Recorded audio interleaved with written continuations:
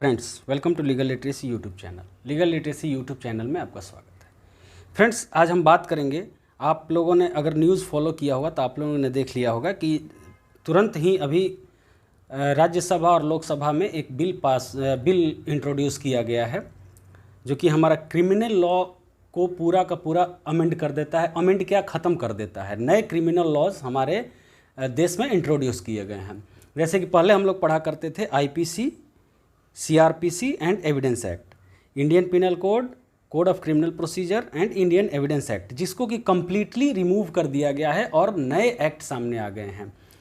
IPC और CrPC में पहले बहुत सारे अमेंडमेंट्स तो हो रखे थे, लेकिन अब कंप्लीटली नए एक्ट्स आ चुके हैं, नए कानून आ चुके हैं, जिसमें कि बहुत सारे प्रोविज़न्स को रिपील किया गया है, बहुत सारे नए प्रोविज़न्स को ऐड किया गया है और बहुत सारे प्रोविज़न्स को तो इंटैक्ट रखा गया, लेकिन कानून के नाम नए हैं। इसके बारे में मैंने एक पहले वीडियो बनाया था, वो बनाया था कि प्रोपोज्ड हैं कुछ ऐसे मतलब नए कानून हमारे देश में आने वाले हैं। तो वो घड़ी आ गई है फ्रेंड्स, वो नए कानून आ चुके हैं, वो एज ए बिल राज्यसभा और लोकसभा में इंट्रोड्यूस किए जा चुके हैं और वो जैसे ही प्रेसिडेंट का एक्सेंट पाता है या फिर राज्यसभा लोकसभा से पास होकर पूरा कानूनी प्रक्रिया को पूरा करके कानून बन जाता है, तो वो जो बिल हैं वो एक्ट हो जाएंगे। तो इसके बारे में हम कंप्लीट डिस्कशन करेंगे फ्रेंड्स।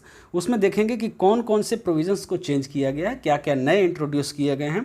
और एक बात और था फ्रेंड्स कि देशद्रोह का कानून जो सेडिशन था, सेक्शन 124 ए सीआरपीसी आईपीसी, उसको सुप्रीम कोर्ट ने एक केस में उसको एबेंस पे रखा था, होल्ड पे रखा था, ठीक है। और सेंट्रल गवर्नमेंट से कहा था कि इस पे आप क्या, आपकी राय है, आप इस पे क्या कानून बनाते हैं, तब तक हम जो भी केसेस चल रहे हैं उनको होल्ड पे रखते हैं। इसके बारे में भी मैंने एक वीडियो बनाया था, वो आप इस चैनल पे देख सकते हैं। तो वो उसके बारे में हम देखेंगे कि सरकार ने इस पे क्या डिसीजन लिया, देशद्रोह अब अपराध रहा या नहीं रहा।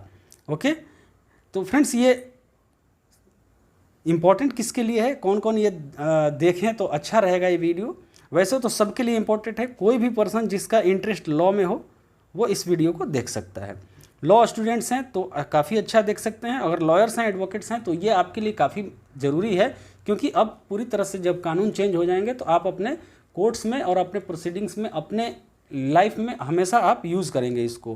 और लॉ स्टूडेंट्स हैं तो आपको पढ़ना ही है, लॉ रिसर्चर हैं तो भी आपको ज़रूरी है, और जुडिशरी एस्पायरेंट्स हैं तो आपको ये पढ़ना पड़ेगा। अब नए कानून आपके सिलेबस में ऐड हो जाएंगे।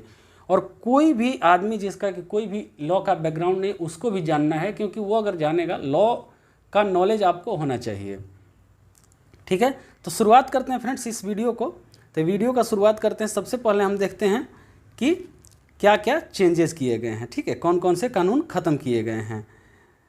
तो जब इसकी हम शुरुआत करेंगे तो सबसे पहले शुरू करेंगे कि 3 कानून जो हमारे पहले थे और जो नए आ रहे हैं, तो यह इन तीनों के नाम भी चेंज हुए हैं। तो नाम क्या रखे गए हैं, तो फ्रेंड्स इंडियन पिनल कोड जो पहले हमारे कानून का नाम था इंडियन पिनल कोड, भारतीय दंड संहिता, अब उसका नाम, नया नाम होगा भारतीय न्याय संहिता, ठीक है, भारतीय न्याय संहिता।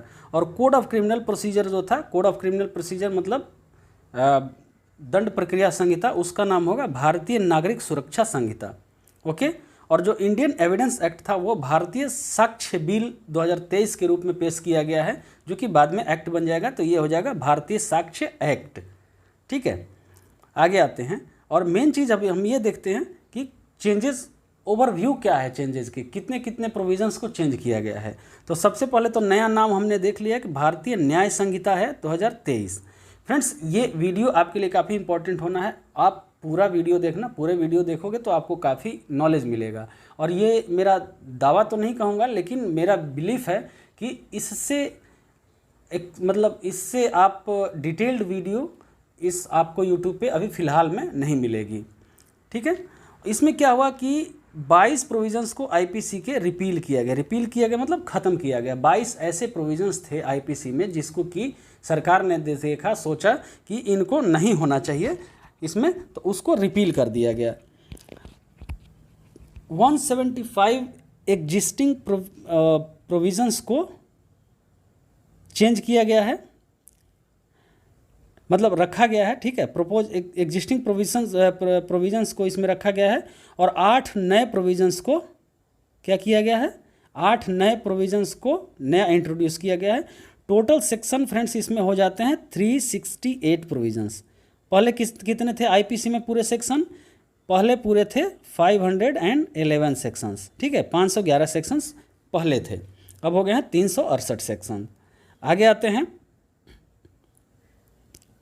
अब देखते हैं कि सीआरपीसी में क्या क्या चेंज किए गए हैं। तो सीआरपीसी का नाम तो हमने देख लिया है कि भारतीय नागरिक सुरक्षा संहिता, ठीक है। 9 प्रोविजंस को चेंज किया गया है, ठीक है, रिपील किया गया है, ख़त्म किया गया है। 160 एग्जिस्टिंग प्रोविजंस को रखा गया है और 9 नए प्रोविजंस को इंट्रोड्यूस किया गया है। टोटल सेक्शंस इसमें हो गए हैं 533। ओके, पहले कितने सेक्शंस थे इसमें? पहले थे 484, एक्चुअली 483 ही थे, लेकिन 484 सेक्शन जो था जिसको रिपील पहले भी कर दिया गया था, तो फिर भी हम मान के चलते हैं 484 सेक्शंस। आगे देखते हैं अब इंडियन एविडेंस एक्ट में देखते हैं। इंडियन एविडेंस एक्ट का फ्रेंड्स नाम तो सबसे पहले हमने देखा भारतीय साक्ष्य बिल 2023।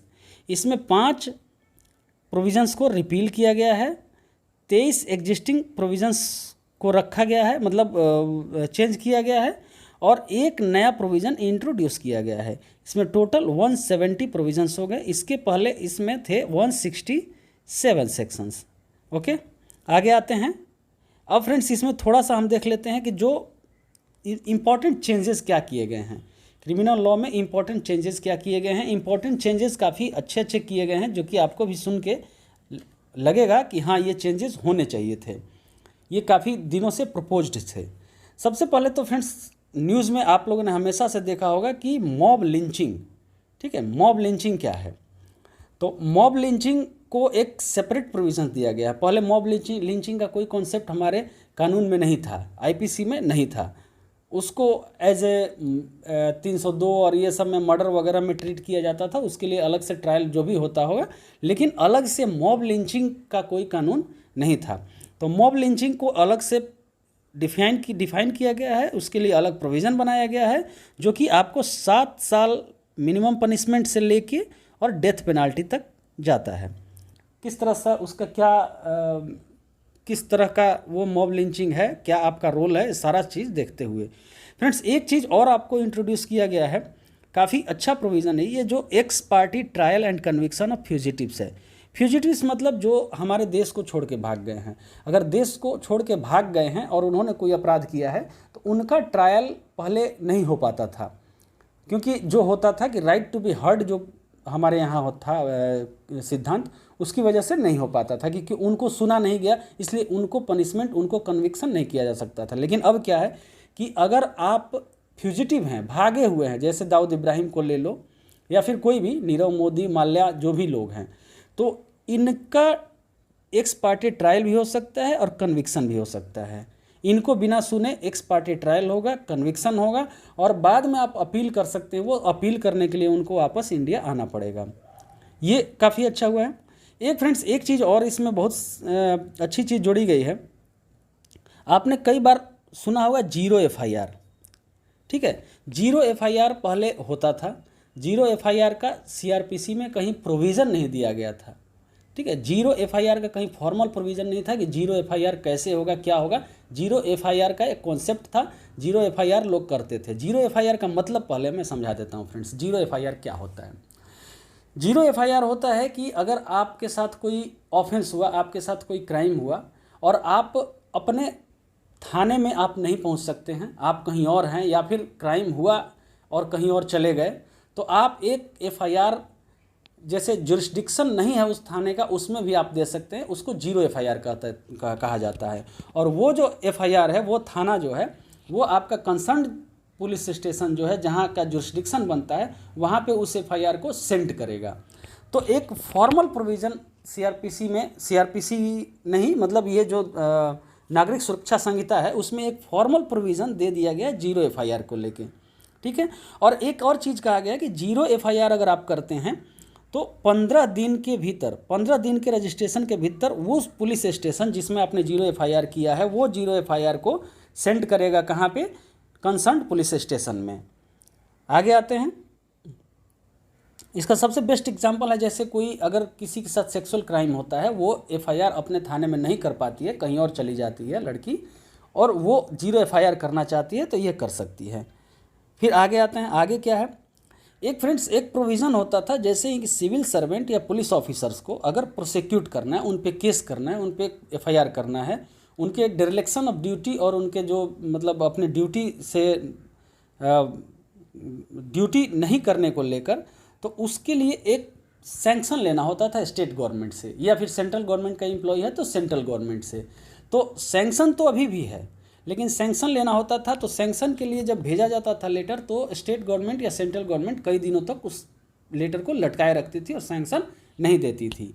तो अब क्या है कि अब विदिन 120 डेज गवर्नमेंट को रिस्पॉन्ड करना होगा, या तो आप एक्सेप्ट करो या रिजेक्ट करो, सैंक्शन दो या ना दो, 120 डेज तक आपको रिस्पॉन्ड करना होगा। अगर 120 डेज तक किसी गवर्नमेंट ने रिस्पॉन्ड नहीं किया तो इसको माना जाएगा कि एक सैंक्शन मिल गया है, उसको प्रोसिक्यूट किया जा सकता है, तो उसको कहते हैं डीम्ड सैंक्शन।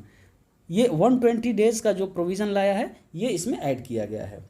एक चीज़ और हुई है फ्रेंड्स कि digitization of complete process starting from registration of FIR to maintenance of case diary to filing of chargesheet. ठीक है, अब ये हर चीज़ को डिजिटाइज्ड कर दिया गया है। एफआईआर होगा वो भी डिजिटाइज्ड होगा, maintenance of case diary, case diary जो मेंटेन होगा, जो अब केस डायरी पढ़ा करते थे हम लोग पेपर में, उसको भी डिजिटाइजेशन करना है, और चार्जशीट को भी डिजिटाइजेशन करना है, चार्जशीट भी आपका डिजिटल होगा। ओके, इसके बाद क्या होता है फ्रेंड्स कि कंप्लीट ट्रायल जो होगा including cross examination appeal to be facilitated via video conferencing. ये जो भी ट्रायल होगा उसका कंप्लीट प्रोसेस वीडियो कॉन्फ्रेंसिंग के जरिए होगा। एक चीज़ और आता है फ्रेंड्स कि जब भी सेक्सुअल क्राइम के विक्टिम्स का स्टेटमेंट रिकॉर्ड होता है, जैसे पुलिस के पास आप 161 सीआरपीसी सेक्शन था 161 में, और मजिस्ट्रेट के पास सेक्शन 164 में रिकॉर्ड किया जाता था पहले, अब तो इसको भी चेंज किया गया है कि कहाँ रिकॉर्ड होगा, लेकिन पहले ऐसा था, तो उसको वीडियोग्राफी कराना मैंडेटरी होगा, वो वीडियोग्राफी में ही रिकॉर्ड किया जाएगा। ठीक है फ्रेंड्स, एक सेक्शन था आईपीसी में, एक कॉन्सेप्ट था गैंग रेप का, जो सेक्शन 376D। ठीक है, अब इसमें मिनिमम पनिशमेंट आपका 20 ईयर्स हो गया है या लाइफ इम्प्रिजनमेंट। ओके, ये हो गया। आगे आते हैं, कुछ जो माइनर के साथ जो रेप किया जाता है तो उसके लिए पनिशमेंट में डेथ पेनाल्टी भी ऐड कर दिया गया है। अगर माइनर के साथ रेप करता है कोई तो उसको डेथ पेनाल्टी भी मिल सकती है। एक चीज़ और फ्रेंड्स, सबसे बड़ी बात क्या हुई है कि पहले चार्जशीट का जो इन्वेस्टिगेशन के नाम पे police officers longer period of टालते रहते थे, इन्वेस्टिगेशन कंप्लीट नहीं हुआ। कई बार होता था कि चार्जशीट क्या है, चार्जशीट एफआईआर होता है, एफआईआर के बाद इन्वेस्टिगेशन होता है, इन्वेस्टिगेशन के बाद जब कंप्लीट होता है इन्वेस्टिगेशन तो उसमें चार्जशीट सबमिट किया जाता है कि इन्वेस्टिगेशन कंप्लीट हो गया, या तो फाइनल फॉर्म हो गया, पुलिस उसका नाम निकाल देगी, बोलेगी कि ये इन्वॉल्व नहीं था, या फिर चार्जशीट सबमिट करेगी। तो पहले था कि चार्जशीट सबमिट करने में पुलिस के लिए कोई टाइम लिमिट नहीं था। ठीक है, पुलिस चाहे जितने दिन लगा दे इन्वेस्टिगेशन करने में, उसमें कोई टाइम लिमिट नहीं था। हाँ, वो टाइम लिमिट ये था कि अगर किसी के खिलाफ चार्जशीट नहीं सबमिट हुआ और वो जेल में है तो 60 डेज और 90 डेज का टाइम था कि उसके बाद उसको डिफ़ॉल्ट बेल मिल जाता था। लेकिन अब क्या हुआ है कि पुलिस को 90 डेज के अंदर में चार्जशीट सबमिट करना है, मतलब इन्वेस्टिगेशन 90 डेज के अंदर में कंप्लीट करना है। ठीक है, उसके बाद अगर कोर्ट चाहे, कोर्ट को ऐसा लगे, पुलिस रिक्वेस्ट करे, कोर्ट में जाए, कोर्ट को लगे तो फर्दर 90 डेज इंक्रीज कर सकता है। बस 90 + 90 मतलब 180 डेज, आपको 180 डेज में पूरा इन्वेस्टिगेशन कंप्लीट करना है। तो फ्रेंड्स, जब चार्जशीट जाता था तो चार्जशीट जाने के बाद कोर्ट क्या करता था, कॉग्निजेंस लेता था। कॉग्निजेंस लेने के बाद कुछ प्रोसेस होता था, प्रोसेस के बाद चार्ज फ्रेम किया जाता था। ठीक है, चार्ज फ्रेम किया जाता था। तो चार्ज फ्रेम का भी कोई टाइम नहीं था, तो चार्ज फ्रेम भी अब जब चार्जशीट आपको मिली तो 60 डेज के अंदर आपको चार्ज फ्रेम करना है। मतलब अगर एफआईआर हुआ तो 180 डेज + 60 डेज, मतलब 8 मंथ्स के अंदर आपको चार्जेस फ्रेम कर देने हैं। ठीक है, आगे आते हैं। फिर जजमेंट जो होता है, जो हियरिंग का कंक्लूजन हो गया, हियरिंग हो गया, सारा सब कुछ प्रोसेस हो गया, क्रॉस एग्जामिनेशन, जो भी गवाही सब कुछ हो गया, उसके 30 दिन के अंदर आपको जजमेंट डिलीवर करना है, और जजमेंट डिलीवर करने के बाद 7 दिन के अंदर आपको उसको ऑनलाइन अवेलेबल कराना है। समझ आया? ये सारा चल जा रहा है फ्रेंड्स। अब पहले सर्च एंड सीजर होता था, आप लोगों ने बहुत बार देखा होगा कि किसी के घर को सर्च किया जा रहा है, या फिर किसी की गाड़ी को सीज किया जा रहा है, किसी भी चीज़ को सीज किया जाता है, जैसे एनडीपीएस के केसेज होते हैं, ठीक है, और या फिर लीकर के केसेज होते हैं, तो उसमें सर्च एंड सीजर जो होता था उसका अब वीडियोग्राफी मैंडेटरी होगा। सर्च एंड सीजर, जैसे सीज कर रहा है, सर्च कर रहा है पुलिस ऑफिसर, उसका वीडियोग्राफी होगा। ऐसा नहीं है कि हाँ पुलिस ऑफिसर बोल दिया कि ऐसे हुआ वैसे हुआ और हो गया, ठीक है। और जो भी कोई भी ऑफेंस है जो कि पनिशेबल है मोर देन 7 ईयर्स इम्प्रिजनमेंट के साथ, तो फॉरेंसिक टीम जो होती है, फॉरेंसिक टीम को क्राइम सीन को विजिट करना जरूरी है। वो क्राइम सीन को विजिट करेगी, जाना है उसको, ठीक है। इसके बाद क्या है? इसके बाद है कि जो मोबाइल एफएसएल है, मोबाइल एफएसएल आपको डिस्ट्रिक्ट लेवल पे डिप्लॉय किया जाएगा। कहने का मतलब कि एफएसएल को, जो एफएसएल की जो टीम होती है, फॉरेंसिक साइंस लेबोरेटरी, वो हर जगह पे अवेलेबल नहीं है। और जब क्राइम सीन को यहाँ पे दे रहा है कि क्राइम सीन को विजिट करना मैंडेटरी है, तो अवेलेबिलिटी भी होनी चाहिए। तो डिस्ट्रिक्ट लेवल पे मोबाइल एफएसएल को डिप्लॉय किया जाएगा, मतलब एफएसएल की टीम रहेगी वहाँ पे, ठीक है। एक चीज़ और होता है फ्रेंड्स कि compoundable offences and non compoundable offences. Compoundable offences मतलब कि कौन से ऑफेंसेस में समझौता किया जा सकता है, विड्रॉ किया जा सकता है, और कौन से ऑफेंसेस में समझौता नहीं किया जा सकता है। इसके बारे में मैंने एक वीडियो बनाया है कंपाउंडेबल और नॉन कंपाउंडेबल का, ये आप इस चैनल पे देख सकते हैं। इसमें क्या हुआ है कि किसी भी केस में, इसमें चेंजेस क्या हुए हैं, किसी भी केस में जिसमें 7 साल या उससे ज़्यादा पनिशमेंट है, तो बिना विक्टिम को सुने केस को विड्रॉ नहीं किया जा सकता है, ठीक है। जो विक्टिम है उसको सुने, जैसे किसी के साथ सेक्सुअल क्राइम हुआ और उसका पनिशमेंट 7 साल से ज़्यादा है या 7 साल है, तो जिसके साथ क्राइम हुआ है उसको सुना जाएगा, ना कि जो इन्फॉर्मेंट है, जिसने केस किया है, जिसने एफआईआर किया है, वो विड्रॉ नहीं कर सकता है केस। विड्रॉ करने से पहले ये जो विक्टिम है, जिसके साथ वो क्राइम हुआ है, उसको सुना जाएगा, ठीक है फ्रेंड्स। एक चीज़ और है कि जो समरी ट्रायल्स थे, समरी ट्रायल को जो ऑफेंस है उनको 3 साल तक के केसेस को, 3 साल के पनिशमेंट वाले केसेस को समरी ट्रायल में इंक्लूड किया गया है। पहले कितना होता था? पहले 2 साल होता था, तो 3 साल तक को समरी ट्रायल में किया गया है। मतलब कि बहुत सारे केसेस जो ऐसे हैं जो कि सेशन कोर्ट से पहले ही जिनका ट्रायल हो जाएगा। आगे आते हैं,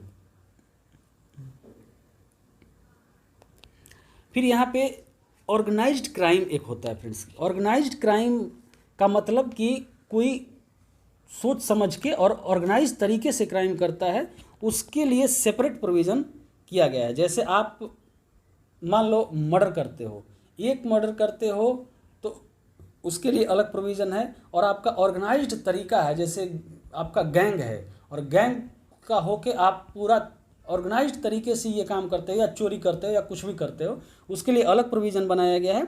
और उसको इसमें नए वाले भारतीय न्याय संहिता में सेक्शन 109 में इसको कवर किया जा रहा है, ठीक है, 109 में। और जो पेटी ऑर्गेनाइज क्राइम्स है और ऑर्गेनाइज इन जनरल है, 110 है, सेक्शन 110, इसमें छोटे छोटे क्राइम्स हैं, ठीक है। और एक चीज़ और था फ्रेंड्स कि पहले जिस चीज़ को हम रेप की कैटेगरी में रखते थे, 375 376 इन सारे कैटेगरीज में रखते थे, कि किसी ने किसी वुमेन को प्रॉमिस किया कि मैं तुमसे शादी करूंगा, और इस प्रिटेक्स्ट पे उसने उसके साथ सेक्सुअल ऑफेंस किया, सेक्सुअल एक्ट किया, तो उसके लिए एक अलग प्रोविज़न बनाया गया है, ठीक है।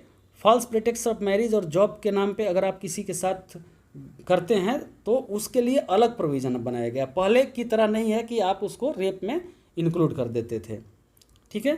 एक चीज़ और है फ्रेंड्स कि चेन और मोबाइल स्नैचिंग जो हमेशा होती थी, इस तरह की छोटी छोटी घटनाएं जो होती थी, उनके लिए भी सेपरेट प्रोविजंस बनाए गए हैं, ठीक है। और सेक्शन 111 एक जोड़ा गया, उसमें उसको टेररिस्ट एक्टिविटीज़ के लिए अलग से प्रोविजंस बनाए गए हैं, ठीक है। और जो 302 हमारा मर्डर का था, अब 302 मर्डर ना होके 302 स्नैचिंग हो गया। तो स्नैचिंग मैंने यहाँ पे क्या है, सेपरेट प्रोविजंस 2 है, ये स्नैचिंग हो गया 302, ठीक है। अब जो बच्चों के अगेंस्ट जो अपराध हुआ करते थे, ऑफेंसेज अगेंस्ट चिल्ड्रेन, उसको पहले इसमें जो 7 ईयर्स का इम्प्रिजनमेंट होता था उसको 10 ईयर्स कर दिया गया है। ओके, आगे आते हैं। फिर यहाँ पे क्या है कि कम्यूटेशन की बात हो रही है। जब कम्यूटेशन का मतलब क्या होता है कि सज़ा को जब कम किया जाता है, कम्यूट किया जाता है।